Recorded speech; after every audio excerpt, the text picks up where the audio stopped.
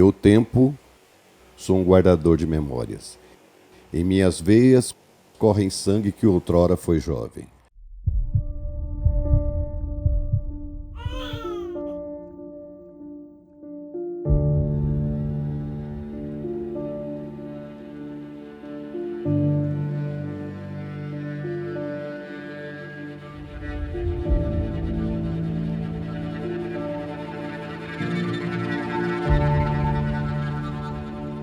Sou a lembrança da terra, das folhas dos ipês caídas no outono.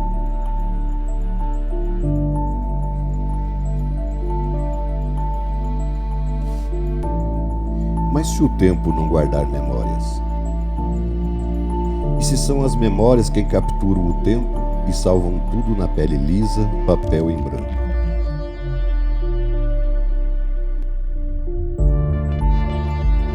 E a cada ruga, cada memória, potencializa a madureza do corpo e da alma, até que a cada ruga, cada memória, com toda gentileza e encanto, abandona o corpo para capturar mais tempo.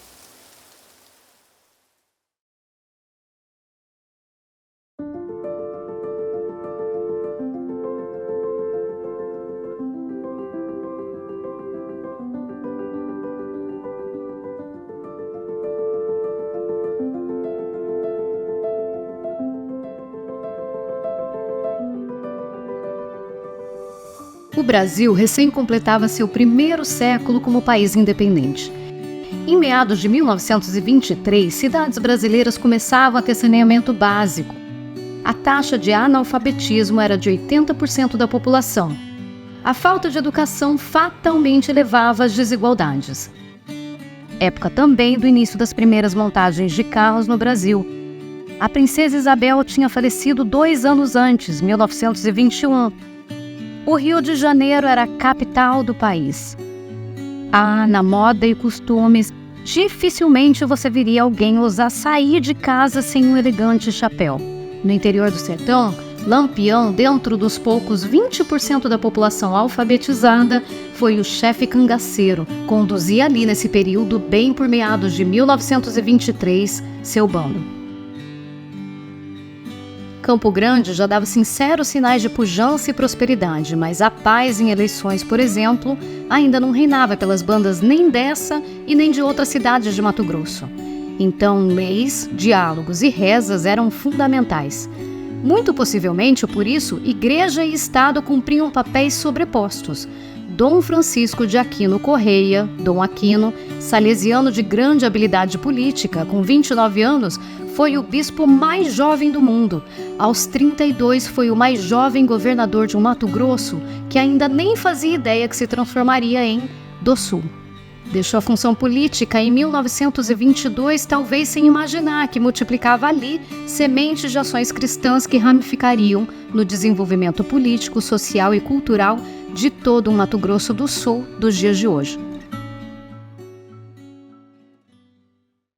A gente saía à noite, ia para a Rua 14, andava para lá e para cá.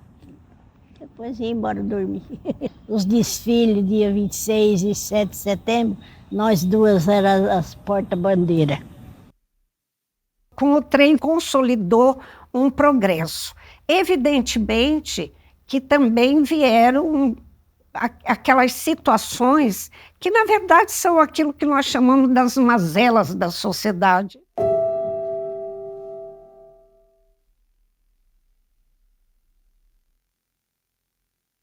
Pessoas que não tinham vínculo com a ferrovia prestavam serviços de mão de obra. Então, por não terem vínculo, ao terminarem a ferrovia, aqui em Campo Grande, eles ficavam meio, e agora? Né? Vamos viver do quê? Né? Então, também tem esse aspecto. Agora, a ferrovia foi fundamental para o desenvolvimento de Campo Grande. De todos os documentos que passaram pela minha mão, um deles, assim, chegou a me arrepiar emocionalmente, que foi a carta do Dr. Adalberto Barreto. Gente, eram 100 anos de história de Campo Grande passando pelos meus dedos. A história do Bernardo Franco Baís deságua inicialmente na doação de um terreno para que fosse construído o asilo dos velhos, a casinha lá na 26 de agosto, né, para atender essa velhice desamparada, e culminou com a doação lá do terreno onde o asilo hoje se encontra, que é do Tiradentes. Estava na hora de se ter um outro local que fosse possível abrigar mais pessoas, porque a lotação dali onde eles estavam, que era na 26 de agosto, já não comportava. Foi quando o Dr. Plínio Barbosa Martins era prefeito, né? E o papai descobriu, com o Dr. Plínio, naturalmente, que o Pênfigo havia devolvido uma área no bairro Tiradentes, que até então era uma fazenda, chamava Fazenda Estribo. Aquela área havia uma construção iniciada de um pavilhão. Aquilo foi uma bênção, porque aquela construção, ela era uma área de 1.600 metros quadrados. Ela atendia plenamente ao asilo dos velhos. Na data da mudança, os militares cederam 2 ônibus para trazer os idosos para o asilo. E foi uma questão, foi um dia de muita festividade, porque os idosos começaram a passear em Campo Grande, que muitos não conheciam e nem se lembravam, e eles achavam que estavam viajando. E quando chegaram no asilo, ficaram felizes, porque estavam em outra cidade. O meu pai, João Nogueira Vieira, ele era do interior de São Paulo, e ele veio para Mato Grosso do Sul em 1948, como gerente da Casa Pernambucana em Aquidauana. Se casou com minha mãe, que é Iria Leite Vieira, e ele foi transferido para Campo Grande. A minha mãe teve uma ideia de ter, então, uma venda de artigos femininos, confecção feminina, uma coisa fina, né? Que ela buscava em São Paulo. Em 1965, o meu pai já estava participando da Sociedade São Vicente de Paula e foi, então, eleito o presidente do asilo naquela época. A história da Sociedade São Vicente de Paulo começou no final do século XIX na França. Um grupo de jovens católicos e foram questionados, né, naquele período, o que vocês fazem de concreto pelos outros, pelo irmão? Vocês não fazem nada de concreto, vocês só rezam? E aí eles acharam realmente, né, vamos fazer alguma coisa de concreto. E resolveram formar um grupo de jovens que faziam visitas, que faziam caridade. E é uma rede de caridade no mundo inteiro.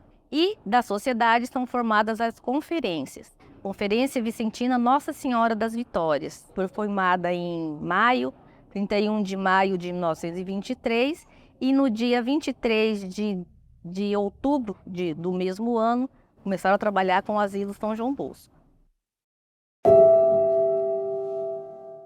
Está discriminado, excluído, rejeitado, abandonado da sociedade, né?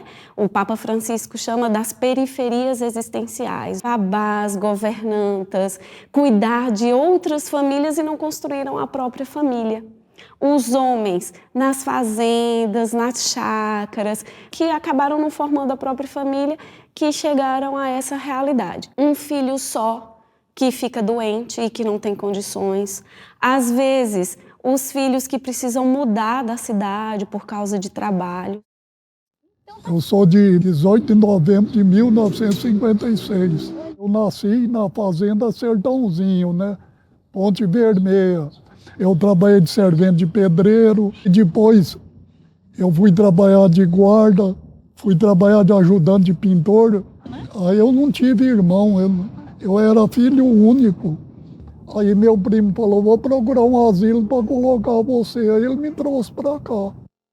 Eu trabalhava de copeira, faxineira. Saí, aí depois aposentei, eu tive aquele síndrome do pânico. Trabalhava no comércio, fiquei 28 anos só numa firma.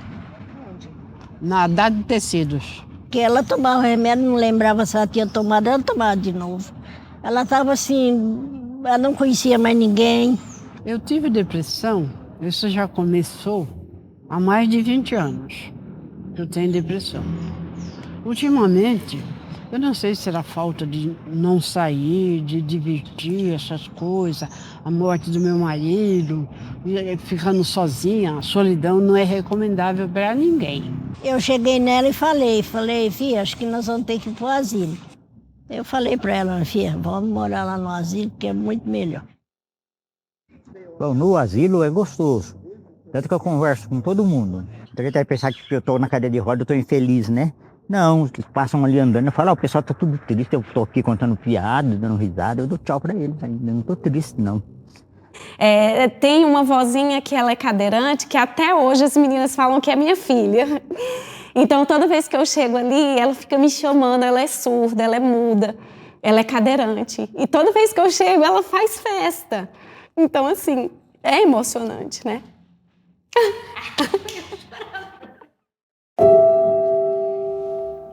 Quem sois vós, ó homens e mulheres do Asilo São João Bosco, que trabalharam e trabalham em silêncio noite e dia em prol da caridade e da filantropia? Quem sois vós, que vos dedicais a uma sofrida gente, a qual já foi criança, amou e viu-se velho de repente, em triste situação de abandono, sem lar e sem abrigo? Como vós chegastes a esse lugar abençoado e amigo? Por quem fostes trazido para encontrar o vosso irmão e a vossa irmã, que antes nunca houvestes conhecido? Tenho por mim ter sido aquela voz divina que falou direto aos vossos corações, a voz da amorevoleza, que é também do amor e da bondade. A mesma voz que nos ensina que sem a caridade praticada com desvelo ao nosso próximo, não haverá salvação.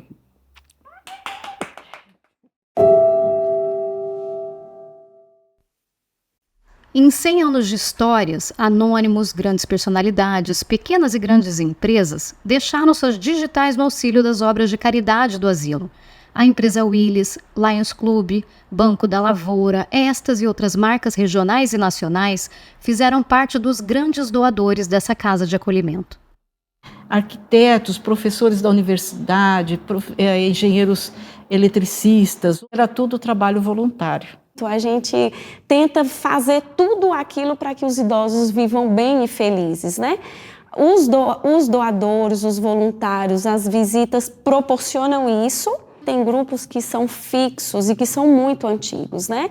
Aí a gente tem pessoas que fazem almoço, o grupo do Jânio mesmo, que era do seu Ademir, o seu Ademir faleceu de Covid, doam as coisas e eles fazem as refeições aqui.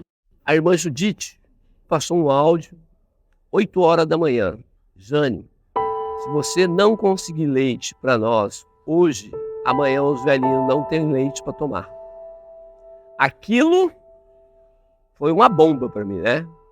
Eu tenho vários grupos de WhatsApp. Aí tinha uns amigos meus que recebeu a mensagem.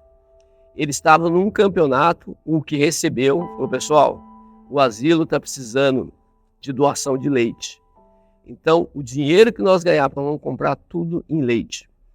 Então, foi uma das coisas que me marcou muito. Você fazer o bem sem querer saber ao quem e sem querer nada em troca é um grande motivo disso aqui. O tempo de Deus é diferente do nosso tempo. O asilo fez um trabalho muito bonito de voluntariado. E ele conseguiu captar a parte jovem dos sócios da Crisul. Os filhos, netos dos sócios da Crisul eram quase todos voluntários do asilo.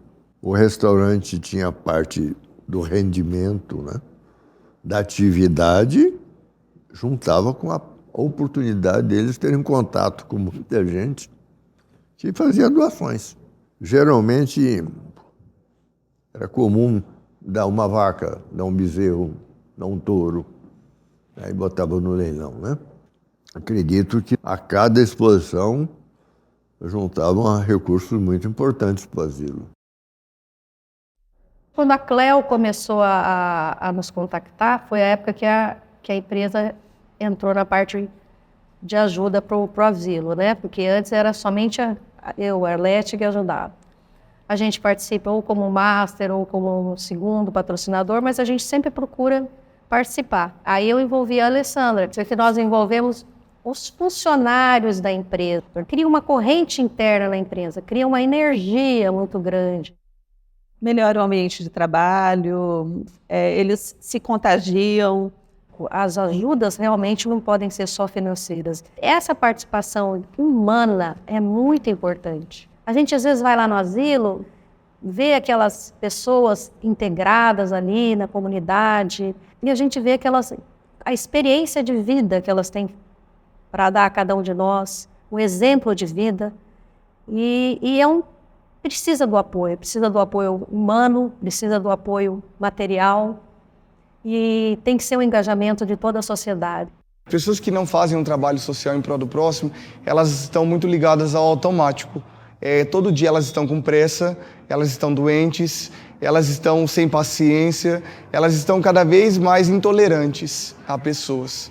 E quando você se coloca à disposição de fazer um trabalho social voltado para o próximo, você começa a ter esses valores, esses princípios de ouvir, de ter paciência, de se colocar no lugar do próximo.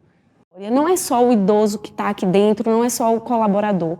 O doador também tem a sua história, também é pessoa, também precisa ser bem atendido e bem recebido, né? Então tinha a linguiça, tinha um churrasco que era muito bom e tinha um carreteiro também que era muito famoso, né? Juntava 40, 50, 60 pessoas fazendo linguiça. Mesmo assim ainda faltava linguiça. E uma boa parte desses voluntários eram dos nossos sócios de Maracaju. Então tinha muita ligação aí com a festa da linguiça de Maracaju. Foi aí que ficou forte a cultura da linguiça aqui entre nós. O Museu de Arte Moderna de São Paulo foi passarela do primeiro desfile 100% brasileiro em 1952. O MASP, a fabricante Ródio de tecidos, Burle Marx e tantas outras combinações de moda e arte transformaram manequins em sensações. Nas cidades interioranas, toda essa modernidade ainda trilhava uma certa resistência. A quebra de paradigmas em Campo Grande, curiosamente, aconteceria de uma aliança entre sociedade, religiosidade e caridade. Padre Xavier nos comunicou ter consentido fazer um desfile de modas em benefício ao asilo. Tendo em vista a necessidade para a manutenção financeira, achamos uma ideia louvável e aprovada por unanimidade. E assim, os primeiros desfiles de Mato Grosso do Sul surgem por causa e em prol do Asilo São João Bosco. A loja da minha mãe se chamava Ive Modas. Muitas pessoas da sociedade eram freguesas da minha mãe. A minha mãe, uma vez em São Paulo, ela convidou e a fábrica aceitou fazer um lançamento de uma coleção de verão. E esse desfile foi feito no Rádio Clube, Cidade. Depois desse primeiro lançamento, algumas das senhoras que tinham mais facilidades começaram a articular novos desfiles. Quem eram as manequins dos novos desfiles? Eram geralmente aquelas que tinham sido candidatas a misses. Toda a renda desses eventos era para o Asilo dos Velhos. Recordando um pouco a história do meu pai, houve uma situação muito marcante, vinculada também ao Asilo dos Velhos, que foi a saúde do meu pai. Em 71, por volta de 1971, apareceu esse câncer no pulmão. E nós tivemos que ir para o Rio de Janeiro fazer uma cirurgia. Ele foi para o Hospital Beneficência Portuguesa. Essa cirurgia de retirada de um pulmão era uma novidade à época, né? Ele foi a terceira pessoa que tirou o pulmão. As outras duas eram o Chacrinha e o ministro Andreasa. Lá pelas tantas, ele teve uma infecção hospitalar. E ele entrou em estado de coma. Saiu daqui de Campo Grande Padre Paulo, que era o vigário da igreja Santo Antônio e foi ao Rio de Janeiro para visitar ali, ministrar o que se chamava na época extrema-unção, né, que era a unção dos enfermos. É que Padre Paulo estava rezando conosco, as famílias, né, os filhos todos, o compadre, o médico, todo mundo, de mãos dadas, inclusive com meu pai no leito, desacordado, mas em estado de coma. E durante a oração, o meu pai acordou, saiu do coma e ficou vivo todos esses anos, continuando o trabalho dele no asilo. Então, esse fato, nós entendemos que foi um milagre de Deus concedido ao meu pai para que ele cumprisse ainda a missão que ele deveria ter à época, né? Nós tínhamos uma avózinha, até ela já faleceu, que a filha dela chamava Lenira, e ela tinha um certo dificuldade de viver com sua mãe. Foi a própria filha que trouxe, mas ela não tinha como nem ver a mãe. Ela ficava no carro, porque acho que foi 1 ano ou 2 anos aqui, máximo isso, mas a convivência, o contato, o diálogo profundo, o acolher e amar a pessoa, a transformou. Ela viu que todas as vós aqui, as vozinhas, vozinhos, são atendidos com o mesmo amor. A gente percebe muito que eles captam na gente o que a gente ama, como a gente ama. Um dia ela percebeu que a filha, eu preciso ver minha filha. E foi a hora do encontro e do perdão, do amor, da acolhida. E a mãe se tornou a mãe verdadeira dela, que ela sempre gostou. Que coisa linda! Isso é muito emocionante. Essa busca da filha, esse amor verdadeiro que a gente tem de um encontro bonito, profundo. O asilo tem uma história muito bonita, né? Sim. E o seu Jovino fez um trabalho irretocável no Asilo São João Bosco. O amor que ele tinha, e os idosos eram apaixonados por ele, porque ele era uma pessoa... Gente, ele era uma pessoa, uma espiritualidade muito grande. Eu digo assim, uma pessoa santa. Eu não sei se você se lembra, ele, um japonesinho que tinha lá dentro, que ele quase não conversava, e ele vivia na rua. E ninguém conseguia levar ele para canto nenhum, para lugar nenhum. Aí o Jovino ficou sabendo e começou a marcar presença, sabe? Até que o Jovino, conversando, e foi, o Jovino conseguiu tirar ele da rua e levar ele para dentro do asilo. Dona Márcia, aí a senhora passou pelo seu Jovino, foi o presidente, quando a senhora entrou, depois veio o seu Telso, né? Foi. Seu Telso foi o último presidente vicentino. Eu sou arquiteta, eu morava em Salvador, e meu pai, em 2009, era o diretor aqui, o Telso Mendes Fontoura. A Anvisa autuou eles que eles precisavam fazer uma reforma, adequação dos quartos, dos banheiros, com a nova legislação. Aí eu passei 2 meses aqui, fazendo esse projeto de readequação junto com a Anvisa. Aí, em menos de 2 meses, deu certo, a Anvisa aprovou todo o projeto. Eu fiz um projeto de captação de recursos, apresentei para eles, e a gente foi atrás de pessoas em Campo Grande, empresários, que pudessem ajudar na reforma. O seu Antônio Moraes, na hora, falou, eu banco toda a reforma da ala masculina, e aí vocês vão correr atrás da ala feminina. Então, aí a diretoria se reuniu, foi apresentando, até que a gente conseguiu o dinheiro da ala feminina. Pelos registros históricos, em décadas, dirigentes da instituição influenciaram nas decisões políticas e religiosas do Estado. Assumiram um papel preponderante no surgimento da Diocese de Campo Grande e Dourados. O asilo assumiu papel importante na ramificação do catolicismo no estado de Mato Grosso do Sul. Quem tem fé, ele também tem que fazer algum bem, de uma forma ou de outra. No asilo, o que está fazendo? Essas pessoas estão vivendo com dignidade. Muitas até inconscientes, mas são bem tratadas, são cuidadas, boa alimentação, a saúde, atendimento médico, tudo dentro daquilo que nós podemos fazer. Não temos os recursos do Estado. O bom cristão, ele tem que amar o irmão, o ser humano, como imagem de Jesus Cristo. E não olhamos se ele é católico, se é muçulmano, se é isso. Ele é alguém que precisa. Nós temos que iluminar e nunca forçar. O Papa Paulo VI tem uma frase bonita: enquanto a gente evangeliza, anuncia o amor, a alegria do amor de Deus, a gente também recebe das ovelhas uma mensagem, é também evangelizado. E a fonte nunca bebe da água que jorra. Então eu não vou lá para ganhar dinheiro, nem vou ganhar para depois fazer um monumento, para colocar. Não vou. Eu vou lá para servir. Tanto o pai, quanto a mãe, quanto a minha avó, que morava conosco, eles participavam muito das ações da igreja. E meu pai ajudava quando tinha barraca, quando tinha procissões, dava o apoio para os religiosos que estavam morando naquela época na Igreja São José.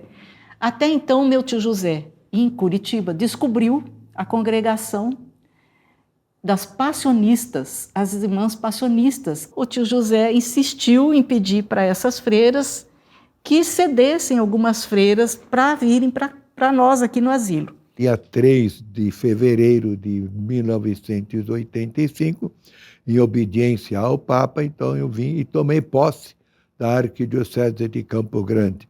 Então, uma das primeiras iniciativas minhas, visitando assim, os vários lugares, paróquias e instituições, também fui visitar o asilo São João Bosco, onde estavam as irmãs passionistas, também com a direção do asilo da época, coordenada pelo senhor João Vieira, e junto com ele, com o irmão José, porque sempre deixei plena liberdade à administração, porém sempre sentindo-me amarrado a essa instituição como primeira e última palavra sobre qualquer decisão importante.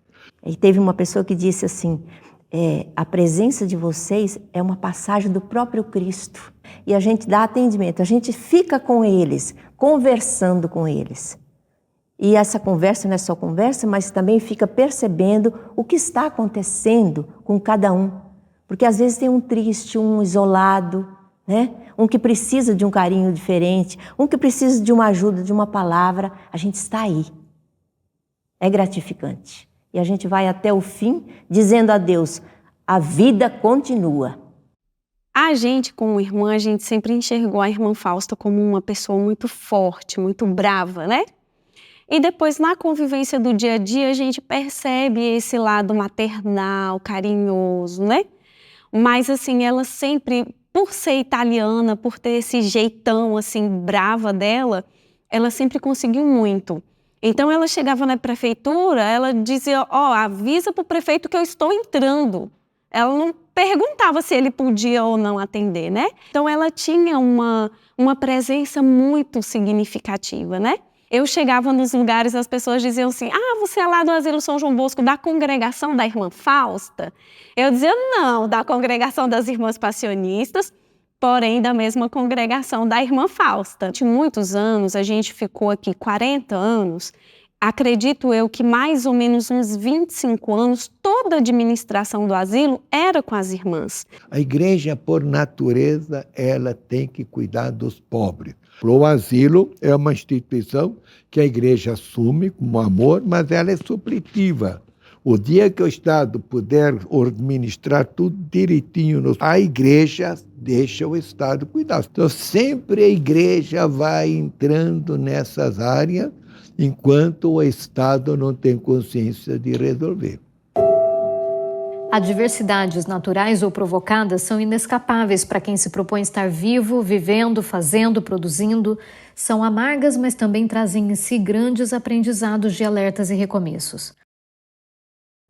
Mas o asilo sofreu esse desafio. Isso aí, até hoje nós estamos pagando este pecado original, né? Graças a Deus encontramos elementos bons que estão sanando. Foi uma barra pesada quando eu assumi. O asilo estava em greve, pagamento atrasado. Eu pensei, mas você vai para o asilo? Eles, meus parentes falaram, mas você está maluco, não? Fiquei pensando, meu Deus, será que eu vou para o asilo? E meditei nessa semana pedindo a Deus que me mostrasse o caminho, né? Pode ser coincidência ou não, mas encontrei os salmos que dizia: indica-me, Senhor, o caminho a seguir, pois a ti eleva a minha alma.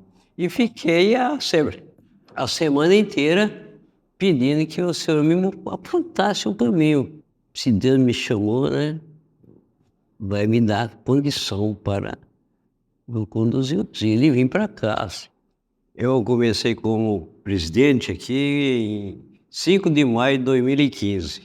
5 de maio de 2024 eu vou completar 9 anos de asilo. E aqui realmente foi uma escola de fé. Foi, não é. Chegou de enterrar 3 idosos no mesmo dia. Cada um era um. Cada um era uma vida nossa, era um parente nosso, um familiar nosso. Né? Então emociona ainda hoje, né? Porque todos os nossos idosos são frágeis, todos eles têm a sua comorbidade ali. E às vezes nem só uma, são várias. Diante da situação, uma quantidade pequena para a realidade, é para a dimensão da coisa, né? A gente teve pessoas que ficou aqui mais de 15 dias sem sair.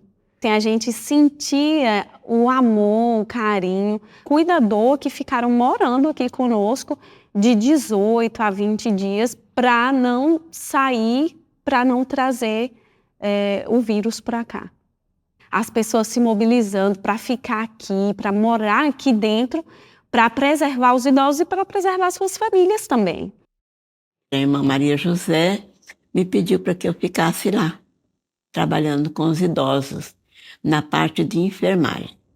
O nosso objetivo de cuidar deles e dela já no asilo é para que eles tenham um final tranquilo, né?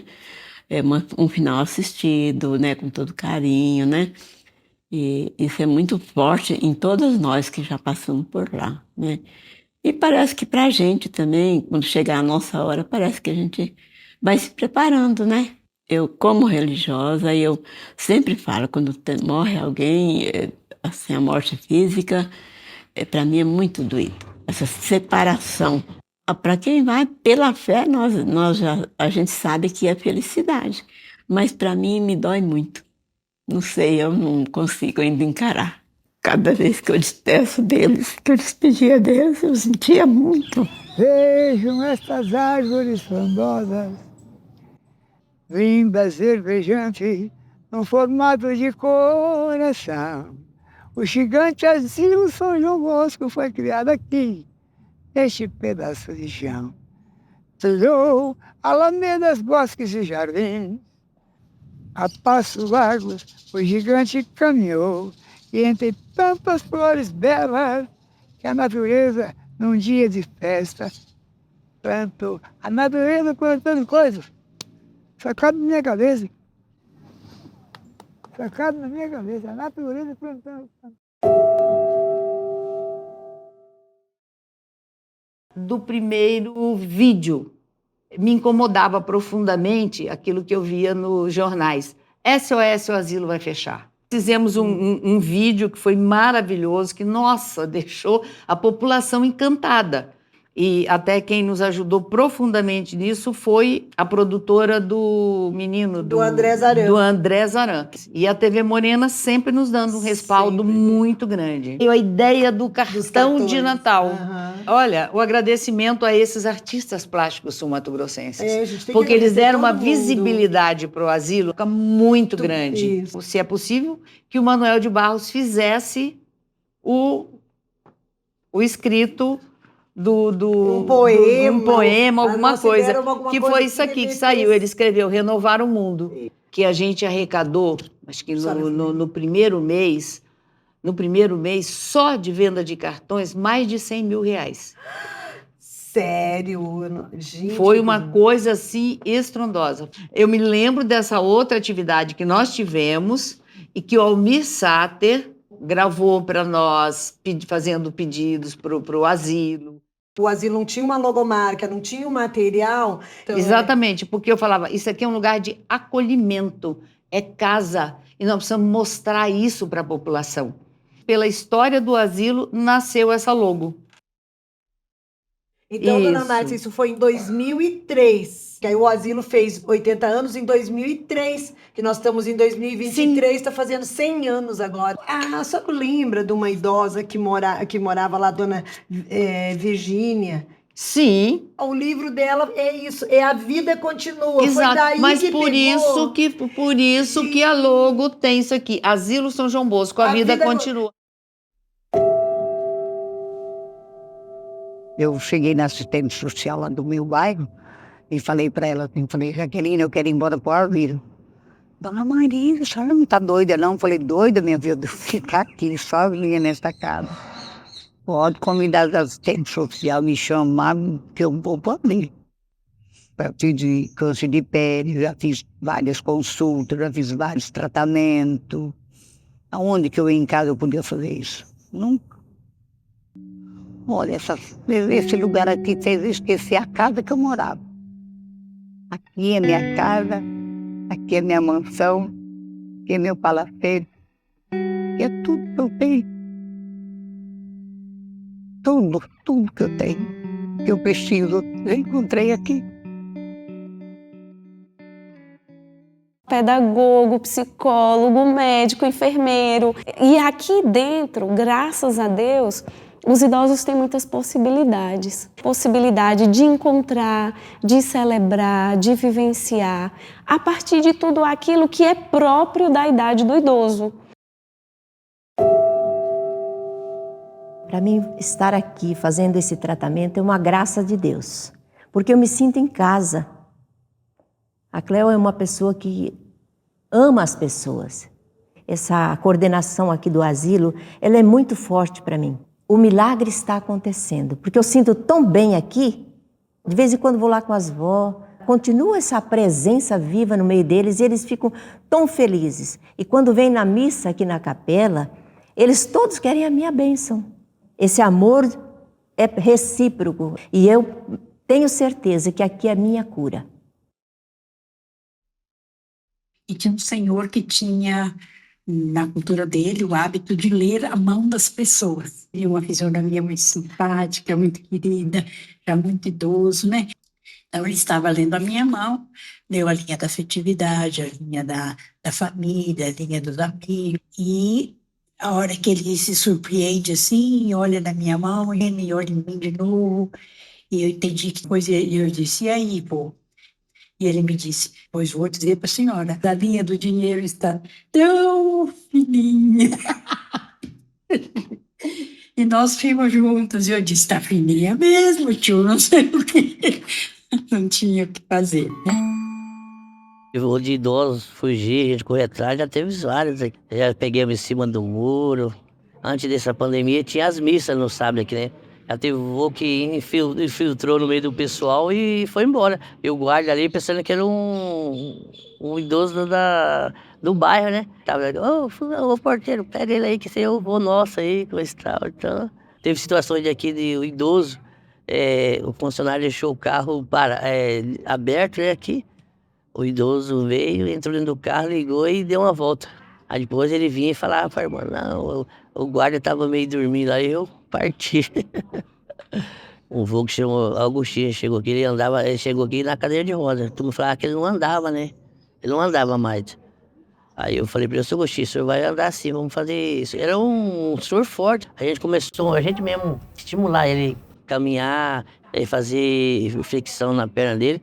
Passado um tempo, ele começou a dar os primeiros passos, ele foi, né? Se firmou, né? Ficou bom, e inclusive até casou com uma funcionária. Todo mundo me trata bem aqui, né? Eu não deixo a tristeza adentrar em mim, no meu coração, a tristeza me dominar, né? Eu me sinto uma pessoa feliz aqui no asilo. Aqui é minha casa já, entendeu? O bonito já nessa fase aí é a lembrança da mãe. Todo mundo lembra o nome da mãe. Aí pergunto, o marido, o filho, não, eu sou a mãe, Maria, Antônia, Teresa. É a mãe que fica bem dentro da pessoa, né? Então todo idoso lembra, né? A mãe que teve uma mãe. Esse documentário atravessa 100 anos de uma história que começou em 23 de outubro de 1923, quando um grupo de vicentinos, incentivados pelo padre salesiano Arcângelo Lancelotti, fundou o Asilo São João Bosco, um lugar onde vivem sagradas memórias e que assistiu e participou da construção de uma Campo Grande que veio a se tornar a capital de um novo estado. Foi por entre árvores do bosque deste asilo, cuidando dos leitos dos assistidos da casa, que passaram Adalberto Barreto, Pacífico Lopes de Siqueira, Antônio Pedro Martins, João Nogueira Vieira, José Nogueira Vieira, Jovino Braga Ferreira, Telso Mendes Fontoura, Dom Dimas Lara e até aqui, Gersino José dos Anjos.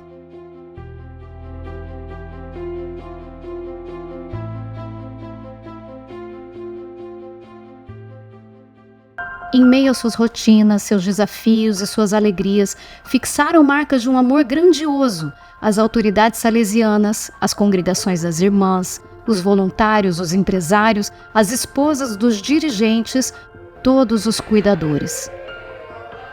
Toda essa gente generosa, transbordando afeto, orbitou centenariamente por esse lar, manifestando instintivamente algo bem maior que a si mesmo, a parte divina e inexplicável de ser humano.